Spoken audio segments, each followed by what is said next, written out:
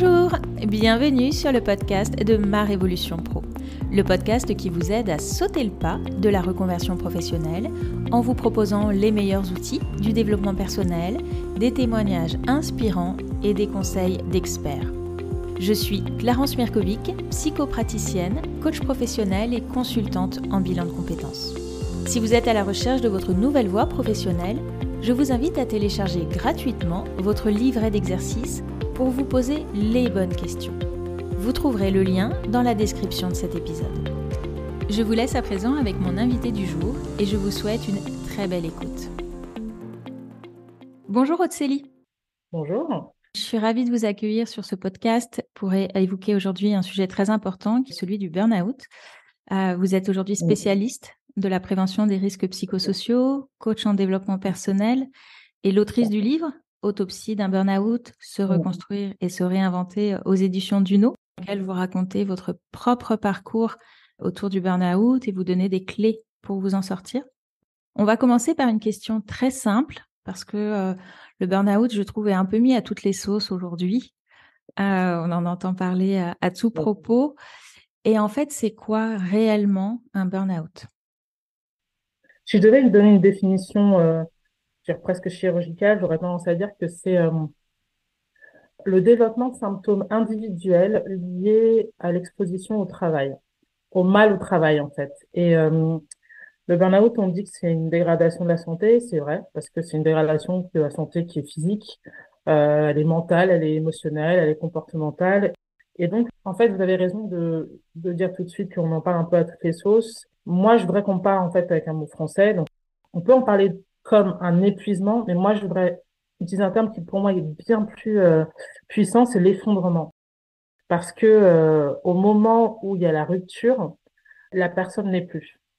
Et n'est plus, d'ailleurs, c'est intéressant, ça peut être NAIT, mais ça peut être aussi n'est plus parce qu'il y a une rupture entre le mental et le corps. Et en fait, quand on n'a pas de mental, eh ben, on est comme des poupées de chiffon. Donc, pour moi, aujourd'hui, c'est le burn-out, c'est ça. C'est en arriver jusqu'à l'effondrement. C'est quoi les premiers signes avant-coureurs et à quoi on le reconnaît ? Je pense que pour 99% des cas, le premier symptôme, en fait, il faut comprendre que je dis souvent que le burn-out, c'est la phase ultime et catastrophique du stress. Et quand en fait quand on commence à avoir des signes annonciateurs de stress chronique, que c'est pas le stress ponctuel, le stress d'un coup qui arrive, qui est problématique, c'est quand le stress dure. Et c'est là en fait où il y a des signaux qui commencent à apparaître. Et les troubles du sommeil sont clairement quasiment le premier signal qui soit détectable parce que on ne pourra pas dire que je détecte mes symptômes mentaux ou émotionnels. Ça, c'est pas les choses qu'on capte tout de suite. Par contre, ce qu'on capte, c'est quand on dit je suis fatigué. Et ça, je suis fatiguée parce que je la sens dans mon corps, dans mon esprit. Quand je parle de troubles du sommeil, c'est lié à la surcharge mentale, hein, parce que la surcharge mentale, c'est clairement un des éléments clés de l'effondrement. Donc voilà. Donc moi aujourd'hui, je pense que, enfin je pense, c'est que les premiers signaux, c'est les troubles du sommeil. Et après, on va être sur des signaux physiques. Et en général, c'est lombaire, mal au dos, névralgie, enfin des choses, voilà, quelque chose de physique qu'on sent qui n'est pas normal et on se dit ça me fait mal. Et là, effectivement, il y a quelque chose où il faut se poser des questions. Vous parlez dans votre livre justement d'un processus de désillusion professionnelle. Est-ce que vous pouvez nous décrire un petit peu ce processus finalement? Comment on en arrive à ces signaux physiques? En fait, oui, c'est vrai que je parle de la courbe de la désillusion. Cette courbe, en fait, c'est le résultat de certes mon histoire, mais c'est surtout une compilation ou le fait d'avoir aggloméré toutes les histoires que j'ai pu entendre, où finalement, eh ben, c'est plutôt d'ailleurs une bonne nouvelle, c'est que l'effondrement, c'est vraiment lié à un processus. Et c'est pas un processus qui arrive du jour au lendemain, c'est un processus qui se passe en 4 étapes. Donc la première étape, c'est le plaisir au travail. Donc le plaisir, c'est qu'on a la lune de miel.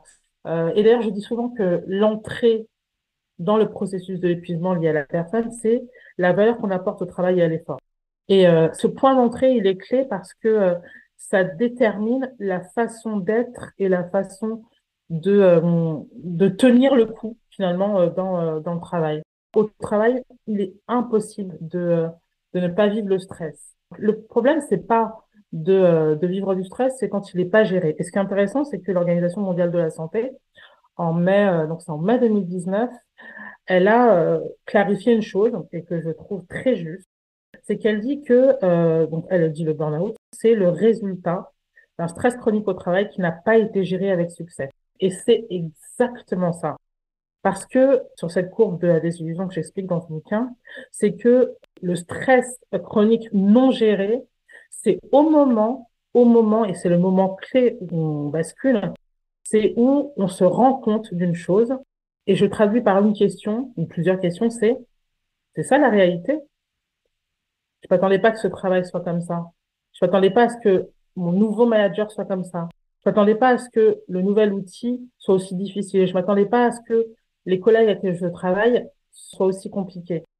Et en fait, au moment, donc c'est là, et je dis même que le moment clé de cette vision, c'est la perte de sens.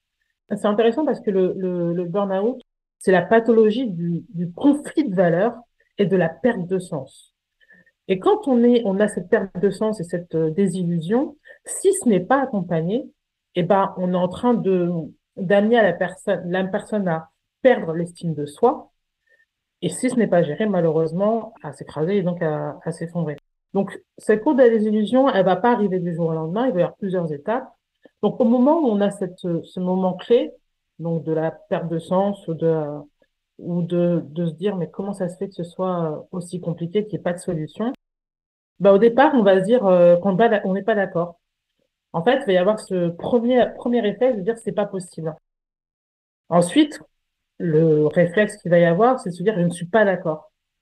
C'est pas normal. Moi, si je rapporte ça à mon histoire, le moment clé où moi j'ai basculé, c'est au moment où ma responsable, qui était ma responsable directe, a été licenciée du jour au lendemain, sachant qu'elle était enceinte. Donc pour moi, ça a été un choc. Et là, ça a été justement vraiment le moment clé de se dire mais on a fait tout ce qu'on a pu. Ma valeur du travail, c'était toujours de dire le travail paye. Donc le travail paye aussi bien de façon pécuniaire, mais le travail paye aussi, plus on travaille, plus on est reconnu. Et on avait des difficultés dans notre domaine, mais on faisait ce qu'on pouvait.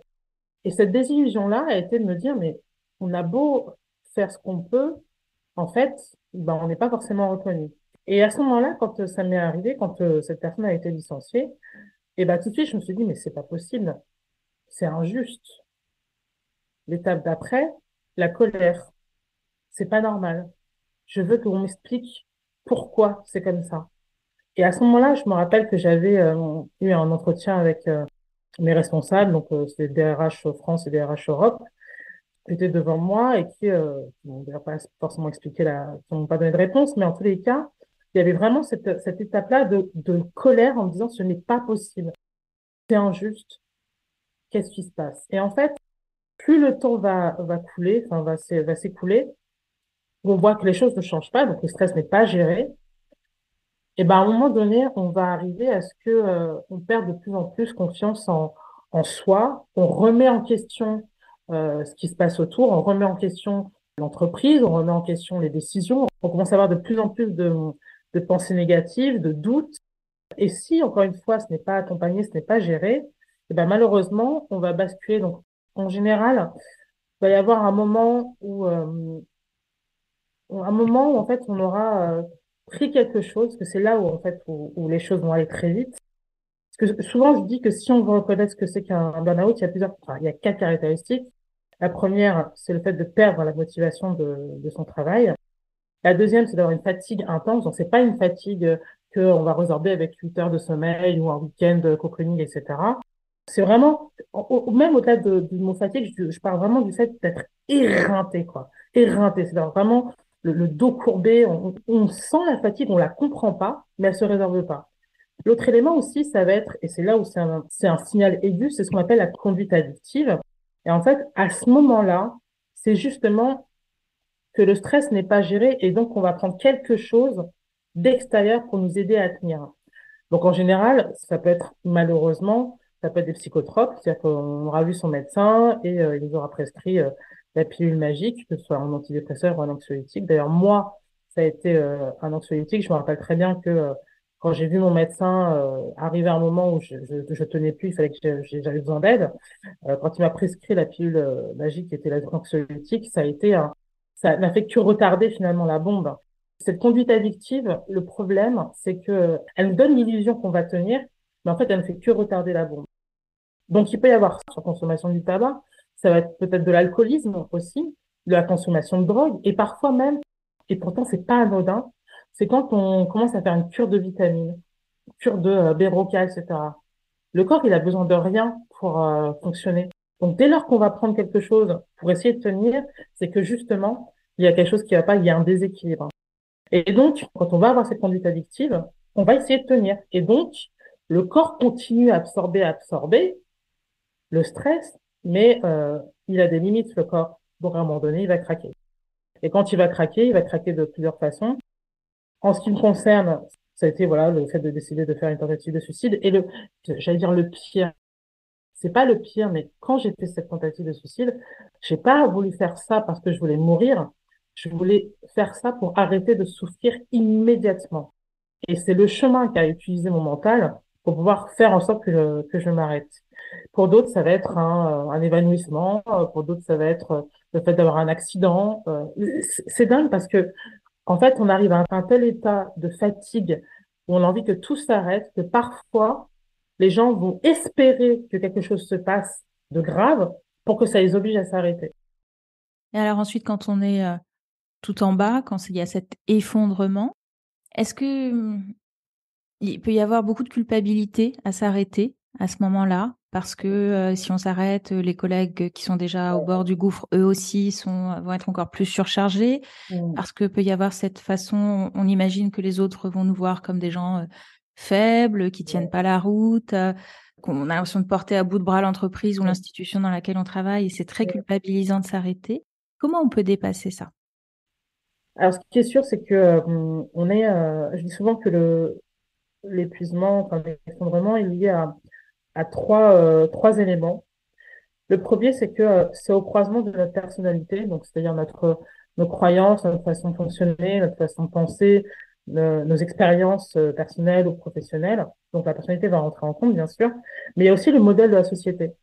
Et le modèle de la société dans laquelle on vit nous met énormément de pression, où on ne peut pas lâcher. Par exemple, on est dans une société où le non-travail est mal perçu. Être au chômage, c'est mal perçu. Et surtout, être au chômage, c'est une source d'incertitude. Le modèle de société dans lequel on vit, c'est tout maintenant, tout de suite, où tout est à faire pour hier. Donc, il y a cette pression-là aussi. Il y a aussi une autre pression qui est celle de l'avenir, où, surtout maintenant, la crise qui nous est tombée dessus, personne n'avait imaginé que serait arrivé là. Et ce modèle de société nous met beaucoup de pression en nous disant, mais je peux pas lâcher le boulot comme ça. Sinon, comment je vais faire? Comment je vais faire pour trouver donc une source financière? Comment je vais faire pour tenir, enfin voilà, j'ai des factures à payer. On peut même aller jusqu'à se poser la question, c'est que souvent les personnes qui font des effondrements sont des personnes qui aiment leur travail, c'est des personnes qui sont passionnées. Donc c'est aussi des personnes qui vont se dire, mais j'ai pas envie de laisser tomber. Est-ce que je vais retrouver le métier pour lequel finalement que j'aime, même si c'est difficile, c'est un métier que j'aime. Et le troisième élément, bah, évidemment, c'est l'environnement de travail ou l'environnement personnel. Et c'est difficile de lâcher prise. Voilà, c'est ça le mot. C'est lâcher prise. Lâcher prise par rapport à un monde dans lequel on a été pétri sur la nécessité d'être dans la performance. Depuis qu'on est en maternelle, on nous donne des bons points pour montrer que c'est bien de faire plus, d'être mieux, d'être meilleur. On va donc de la maternelle au CP. Donc là, c'est quand tu travailles bien, ben, on valorise. Quand on travaille moins bien, ben, on va avoir des remarques, on va être comparé aux autres, etc. Quand on bascule ensuite dans au collège, ben, ça c'est fantastique.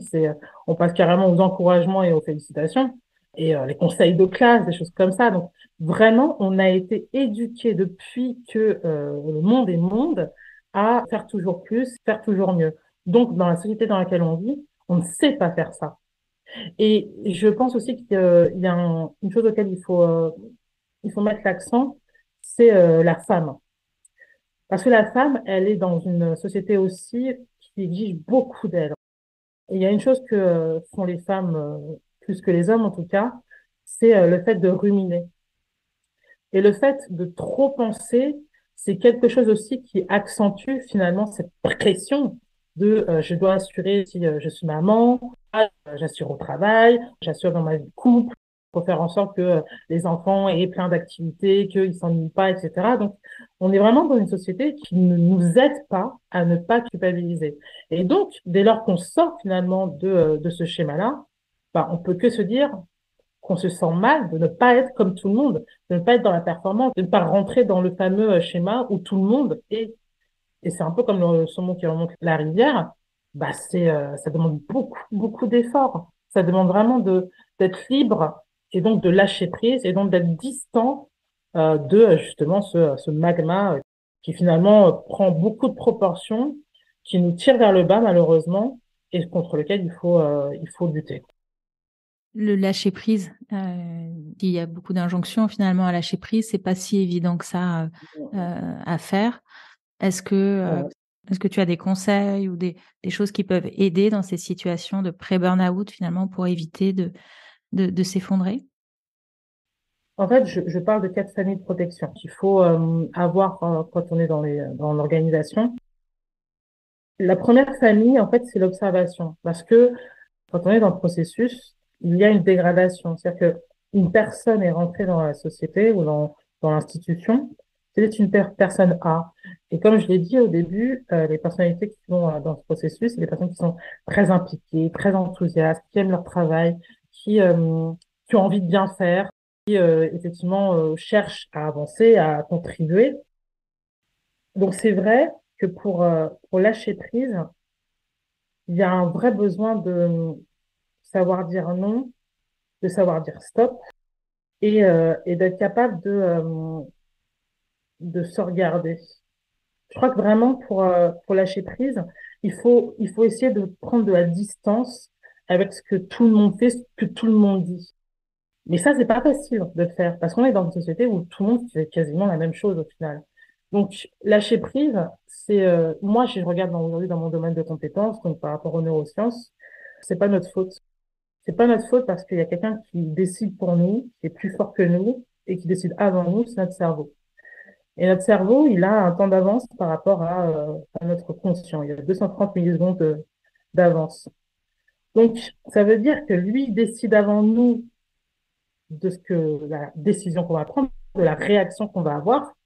Donc, au final, pour lâcher prise, c'est-à-dire qu'il faut être plus fort que lui. Donc, il faut savoir, il faut comprendre pourquoi est-ce que je prends cette décision, pourquoi est-ce que je réagis comme ça. Parce que souvent, on va dire que pour changer, parce que lâcher prise, en fait, ça veut dire changer, c'est faire différemment. Et pour ça, il faut se connaître. Le plus important pour réussir à lâcher prise, c'est de se connaître soi. Ça veut dire quoi? C'est de savoir ce que j'aime pas, ce que je sais faire, ce que je sais pas faire, ce que j'ai envie de faire, ce que j'ai pas envie de faire. Et ça, on ne peut le faire que quand on a du temps. Que quand on a du temps. Nous, enfin, toutes les victimes qui ont vécu un effondrement ou qui malheureusement peut-être sont en train d'être dans le processus, on est tout le temps dans l'action. On n'a pas le temps. C'est ça qu'on parle de stress en fait, parce que on est en surtension, on est en suradaptation, on est en surcharge en fait. Donc, on n'a pas le temps de pouvoir se poser et de dire, OK, stop. Donc, la seule façon de pouvoir lâcher prise, et malheureusement, c'est pour moi, c'est un élément clé, c'est qu'il faut s'arrêter. Il faut s'arrêter. Ça veut dire quoi? C'est-à-dire que peut-être c'est de se mettre en arrêt maladie. Parce qu'il faut s'extraire de l'environnement qui est délétère. C'est-à-dire que si je suis indépendant, c'est de dire, bah, je suis obligé de m'arrêter.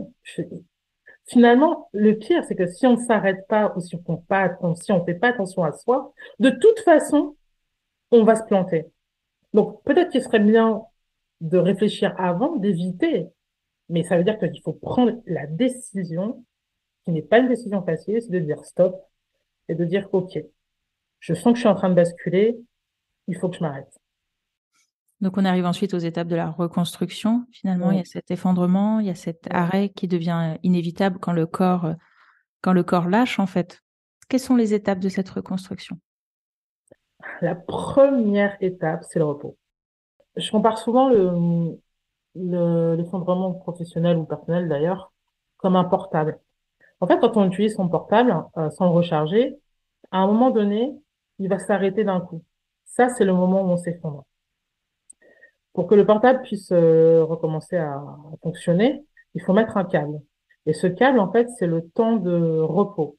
Souvent, il faut une microseconde, milliseconde au moment où on branche le câble au portable. Et ça, c'est le temps de repos nécessaire avant, avant que le corps commence à se reconstruire et à guérir.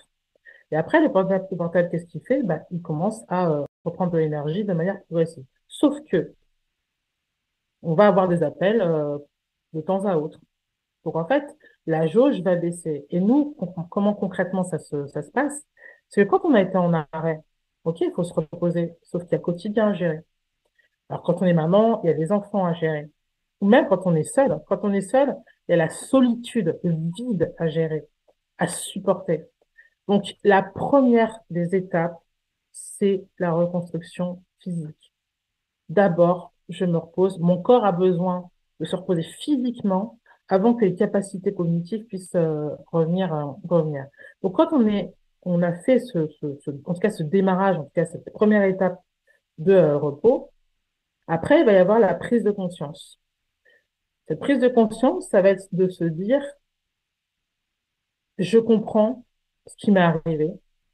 Je ne veux plus que ça m'arrive. Comment est-ce que je fais?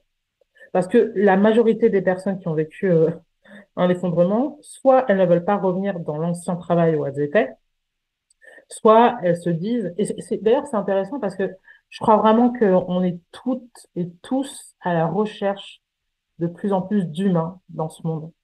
Dans notre relation, même dans le travail, on veut ça, on veut retrouver ça parce que qu'est-ce que ça se perd. Donc, les personnes sont complètement connectées au fait d'avoir besoin d'humanité. Donc, c'est pour ça qu'il y en a beaucoup qui reviennent pas dans leur domaine et du coup, qui vont penser à une reconversion, qui vont se dire, j'ai envie de faire autre chose. Et franchement, honnêtement, en tout cas pour toutes les personnes que moi j'ai accompagnées, euh, c'est toutes des personnes qui vont vers des métiers ou un environnement qui amène à avoir des contacts ou de prendre soin de l'autre. À croire que d'avoir vécu une expérience difficile comme ça nous oblige, en tout cas nous pousse à vouloir aider les autres. Donc c'est vrai que donc il va y avoir cette prise de conscience et puis au fur et à mesure du temps, il faut, parce que ce que je disais tout à l'heure, le processus de l'effondrement professionnel, c'est quand même un processus qui est lié à la perte d'estime de soi. Donc, pendant cette reconstruction, c'est ça qu'il faut reconstruire, c'est l'estime de soi. En fait, il y a une différence entre la connaissance de soi, la confiance en soi et l'estime de soi. La connaissance de soi nourrit la confiance en soi. La connaissance de soi, c'est quoi? C'est je sais ce que j'aime, je sais ce que je n'aime pas, je sais ce que je sais faire, je sais ce que je ne sais pas faire. Et quand on a cette capacité de se dire, OK, je sais faire ça, je sais pas faire ça, ben, en fait, on se rend compte de nos capacités. Donc ça, en fait, ça alimente la confiance en soi. Et plus on alimente la confiance en soi, plus on alimente l'estime de soi. Et l'estime de soi, c'est le Graal, puisque grâce à ça, on va pouvoir se projeter. Plus on a confiance en soi, plus on a sa capacité de dire, OK, je peux arriver à faire quelque chose. Et donc, à prendre une décision. Et la majorité du temps, c'est de ne pas revenir dans le travail où j'étais précédemment et de choisir une autre voie. C'est ça, donc le repos avant tout, en Mm. priorité, ensuite reconstruire cette estime de soi pour pouvoir ensuite se projeter la Exactement. plupart du temps vers un nouveau projet, heu, Exactement. ou en tout cas, si on y revient, peut-être à y revenir de manière différente, en mettant en place des mécanismes différents pour pas retomber dans cette spirale. Complètement. Vers qui se tourner en premier? Déjà, je vais parler de prévention, parce que le but du jeu, c'est quand même Mmh. d'éviter qu'on s'effondre, on s'effondre. Donc, quand on sent que on bascule, en fait, c'est pas compliqué. Il y a deux environnements. Notre environnement personnel, notre environnement professionnel. Ce qui est certain, c'est qu'il faut absolument éviter l'isolement. ça, c'est un élément aggravant de toute façon. C'est le fait d'être isolé, c'est un élément aggravant parce que du coup, on ne partage pas, on ne décharge pas sa surcharge mentale justement, entre autres. Donc, il y a l'environnement personnel et l'environnement professionnel. Pour moi, celui qui a le plus d'impact pour éviter que la personne s'effondre au niveau professionnel, c'est l'environnement professionnel. C'est-à-dire son manager direct, normalement. Ou si mon manager direct n'est pas à l'écoute ou à qui je ne peux pas parler, on va peut-être aller voir, par exemple, les ressources humaines. Peut-être qu'avec les ressources humaines, ça ne fonctionne pas. Peut-être qu'il faut aller voir son délégué du personnel ou le comité d'entreprise, un peu du CS, ou si ça ne fonctionne toujours pas, demander un rendez-vous chez le médecin du travail. Donc, au niveau personnel, on peut évidemment en parler avec ses proches, sauf que ce qui est compliqué quand ce sont les proches qu'on sollicite, c'est que eux vont vous donner un avis, mais on va leur répondre, mais de toute façon, tu peux pas comprendre. De toute façon, voilà, tu connais pas mon métier, tu comprends pas tout ce que ça me demande. Et donc, le personnel, en fait, au final, a moins d'impact. Donc, au niveau personnel, la personne qui est la plus adaptée, c'est le médecin traitant. Donc, commencer par aller consulter son médecin traitant Au pour niveau avoir... personnel, oui. Et Ouais. effectivement, au niveau professionnel, c'est quand même très important quand même d'essayer d'abord au niveau professionnel, parce que l'impact, il est direct. Vraiment, le processus de l'effondrement professionnel, c'est lié au travail.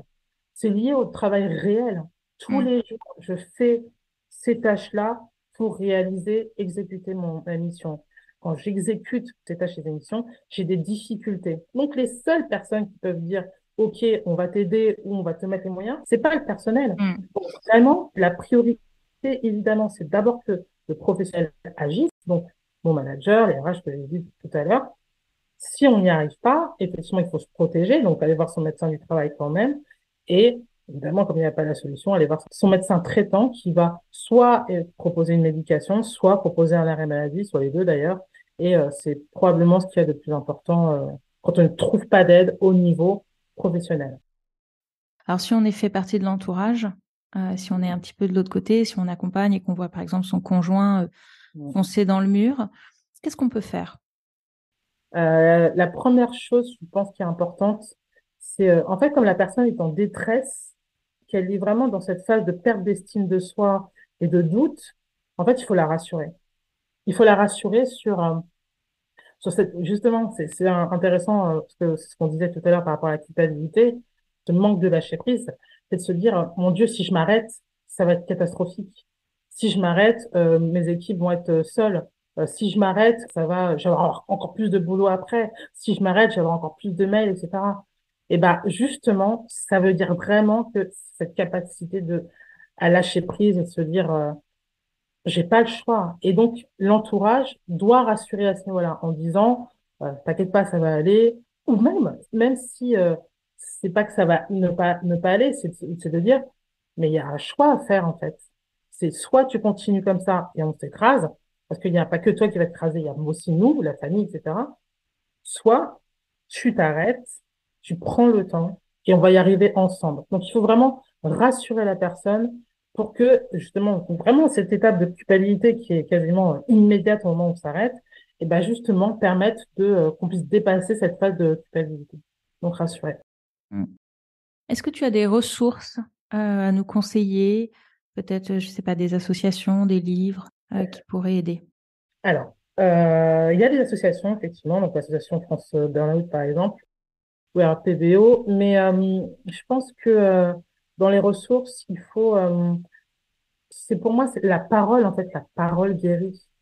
Donc, ce qui peut être très intéressant, c'est de se retrouver dans des groupes de parole ou de rencontrer les personnes. Parce que, encore une fois, c'est l'isolement qui aggrave les choses. Donc, c'est important de se retrouver, ou en tout cas, de ne pas être seul. Et c'est pour ça que je dis souvent que pour sortir d'un burn-out, c'est impossible de le faire tout seul. C'est impossible. Donc, il faut se faire accompagner. Donc, en général, ça va être soit un professionnel de la santé, soit éventuellement par un coach, soit par un professionnel qui va nous aider à avancer sur plusieurs sujets, aussi bien peut-être au niveau de la méditation, au niveau de la spiritualité, au niveau en tout cas du retour quasiment presque du retour au calme en fait. cet apaisement qu'il faut retrouver après des années de surcharge et de speed, en fait, tout le temps, tout le temps, tout le temps. Donc, il faut pouvoir se retrouver dans la lenteur, au fait, prendre soin de soi. Mm. Est-ce qu'on, la question est peut-être un peu dure, mais est-ce qu'on s'en sort finalement? Il y a des gens qui disent finalement, jamais je me retrouverai comme avant, jamais je retrouverai mon énergie d'avant. Est-ce que c'est une réalité ou est-ce qu'on peut dépasser un burn-out? Pour moi, je suis convaincue d'une chose, c'est qu'on peut s'en remettre.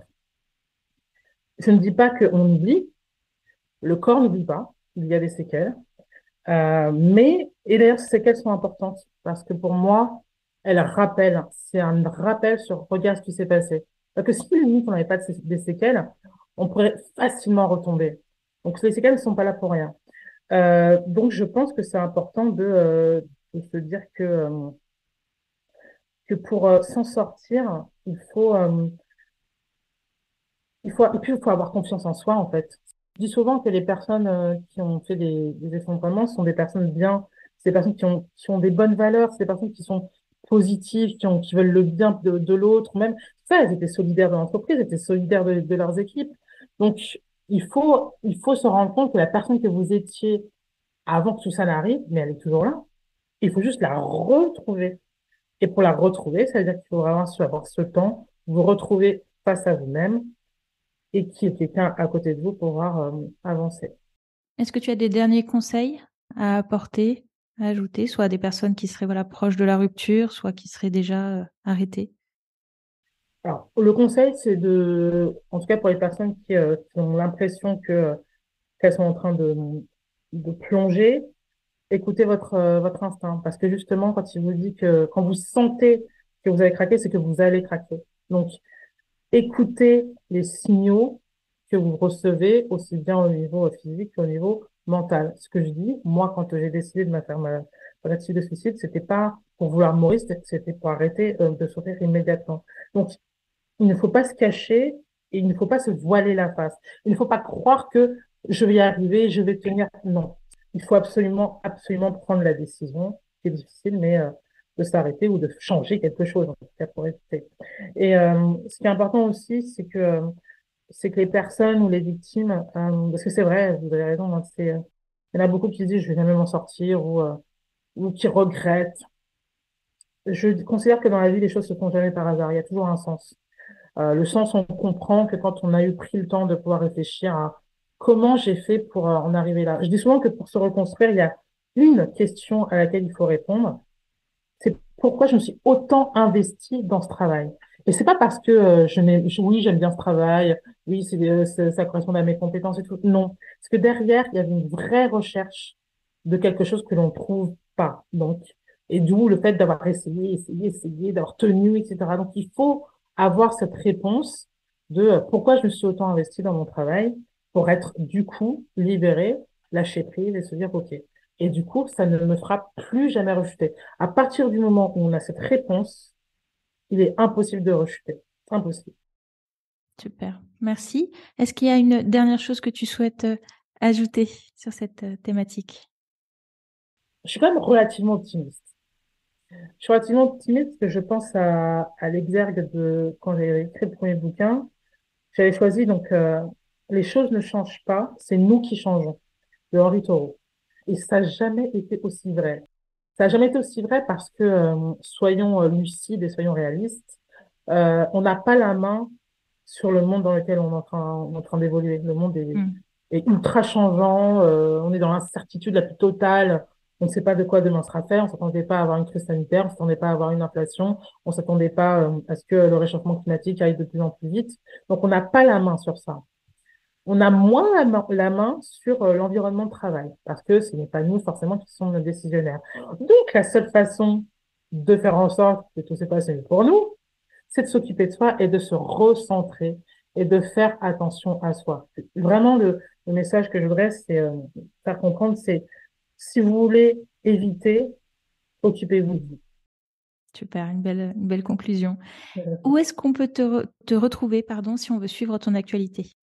Alors, vous pouvez aller sur mon site qui est www.missionqvt.fr. Sinon, n'hésitez pas à venir sur mon Instagram ou sur mon compte Facebook, mais surtout Instagram, c'est Stop Burnout France.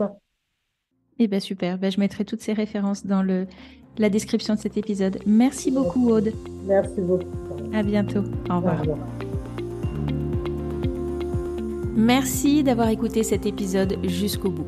Si ce podcast vous plaît, je vous remercie de bien vouloir lui laisser une note 5 étoiles ainsi qu'un commentaire sur votre plateforme d'écoute préférée. Cela permettra à d'autres de le découvrir. Et si vous souhaitez en savoir plus sur le bilan de compétences, vous pouvez prendre rendez-vous pour un entretien gratuit et sans engagement en cliquant sur le lien dans la description de cet épisode. Je suis également à votre disposition pour un accompagnement thérapeutique si vous vivez une période de grande fragilité suite à un burn-out ou si vous traversez de fortes turbulences liées à une crise existentielle. Contactez-moi pour plus d'informations ou pour prendre rendez-vous.